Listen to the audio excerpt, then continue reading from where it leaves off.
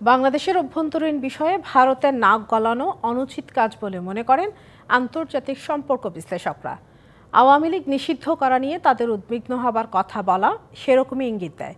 তবে শুধু ভারত নয়, অন্যান্য দেশও বাংলাদেশ নিয়ে অতীতে এরকম বক্তব্য দিয়েছে, যার সুযোগ করে দেয়া যাবে না বলে মনে করেন তারা। বাংলাদেশে আওয়ামী লীগের কার্যক্রম নিষিদ্ধের ঘটনায় ভারত উদ্বিগ্ন।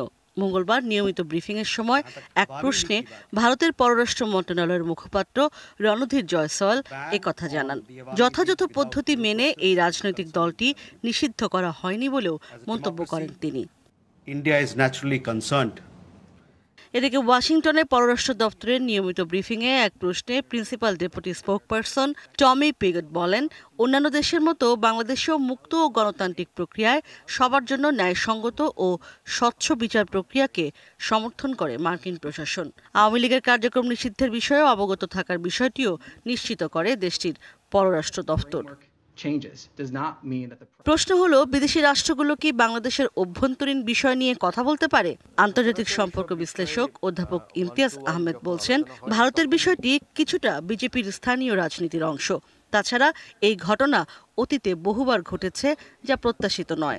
নগদ পেমেন্টে 500 টাকা পর্যন্ত ক্যাশব্যাক আর লেনদেনে প্রতিদিন ডিপ ফ্রিজ এবং ঘন্টায় ঘন্টায় এসি টিভি সহ দারুণ সব গিফট। যখনই এগুলো পাবলিকলি যখন বলা হয়, যেটা হয়েছে, তাতে বোঝা যাচ্ছে যে এটা ওই ডোমেস্টিক পলিটিক্সের সাথে একটা সম্পর্ক। কারণ ভারতের জনগণের মধ্যে এক ধরনের প্রেশার আছে বাংলাদেশকে নিয়ে। তবে নর্মালি যেটা হয়, অন্য অন্য দেশেও এইসব প্রশ্ন তুলতে পারেন, কিন্তু এগুলো সবসময় ডিসক্রিটলি, মানে একেবারে 1 to 1 যখন বসা হয় কোনো মিটিংয়ে, তখন এইসব নিয়ে আলোচনা হয়। সাবেক রাষ্ট্রদূত মুন্সি ফয়েজ বলছেন, এমন কোনো সুযোগ করে দেয়া যাবে না যাতে বাইরের দেশগুলো কথা বলার সুযোগ পায়। আমরা যখন সুযোগ করে দেই তখন লোকে কথা বলে এবং বলবে, এটাই স্বাভাবিক। যেহেতু আমাদের বিভিন্ন দেশের সাথে সম্পর্ক আছে, তাদের যদি চিন্তার কোনো কারণ হয়, তাহলে তারা রিয়াক্ট করতে পারে। তারা এটার প্রতিবাদ বা ইত্যাদি না করে তারা কনসার্ন প্রকাশ করেছে।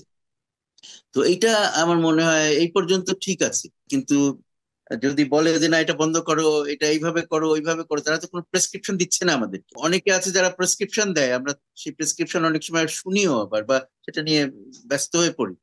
সুতরাং আমার মনে হয় না যে অতিরিক্ত এটা নিয়ে বেশি ব্যস্ত না হয়ে আমাদেরকে যেটা করতে হবে, যে আমাদের নিজেদের দিকটাকে সামলাতে হবে। এদিকে মঙ্গলবার রাতেই এ বিষয়ে প্রতিক্রিয়া জানিয়েছেন প্রধান উপদেষ্টার প্রেস সচিব। ইশরাত জাহান উর্মি, ডিবিসি নিউজ, ঢাকা।